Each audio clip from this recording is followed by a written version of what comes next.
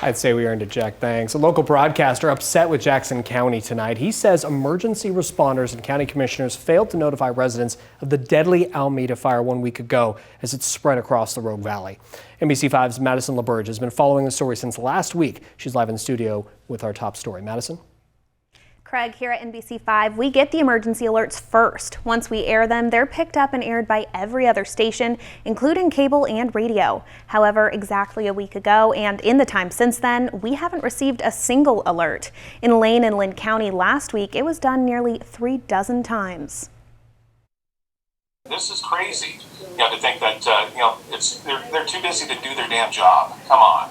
According to broadcasters, the alerts come from Jackson County Emergency Management. The county's emergency manager reports directly to commissioners. Last week, Commissioner Rick Dyer told us he didn't know why it wasn't used and said he was waiting on an answer himself. And I wish the county would take it just as seriously as broadcasters do. Bi-Coastal Media Operations Manager Don Hurley, who operates stations like KISS FM and Cool 100.3, believes the county failed its residents. Anybody that's listening to the radio, watching television, whether it's cable, over the air, satellite, would have the same ability to be able to extract that information and go immediately. Instead, we got to wait until police have the ability to crawl down the street, sometimes 10, 15 miles an hour, to be able to alert citizens. Many Jackson County residents have asked us the same thing. The emergency alert system, which interrupts broadcast stations on TV and over the radio, was never used to issue evacuation notices. News stations do not have permission to create and broadcast an alert. They can only come from Jackson County Emergency Management or state police. It's a short message, but it's immediately, and everybody is very familiar with those tones that come out during the tests we do every week and every month. Hurley says he doesn't believe law enforcement and first responders are to blame. He says the emergency manager all the way up to Jackson County commissioners need to be held responsible for the lack of alerts. They all have some explaining to do, and frankly, they owe it to us. We put them in these positions to protect us, and they're not doing their job.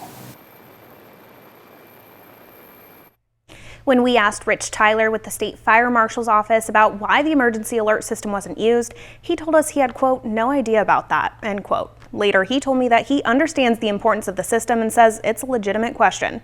Live in studio, Madison LaBerge, NBC5 News.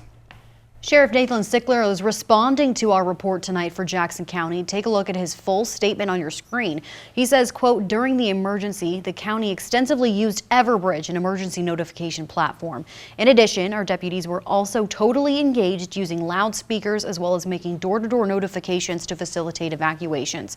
We understand there are questions about the emergency broadcast systems used during Tuesday's major fire events. There is a time for a debrief, but that is not during the management of two active major events, one that is still actively burning. In every major crisis or disaster, there is a time to evaluate what was and what wasn't done. Again, this is not that time, and we need to focus on our community, the great work being done, and how we can support those who suffered loss, end quote. We reached out to Josephine County today as well. Its EAS alerts are shared to Jackson County and then distributed to stations. Josephine County Commissioner Lily Morgan confirmed the county didn't send any EAS alerts. She says the county chose to use its Everbridge system because it targets specific areas and a low percentage of the county's population was threatened by the Slater fire.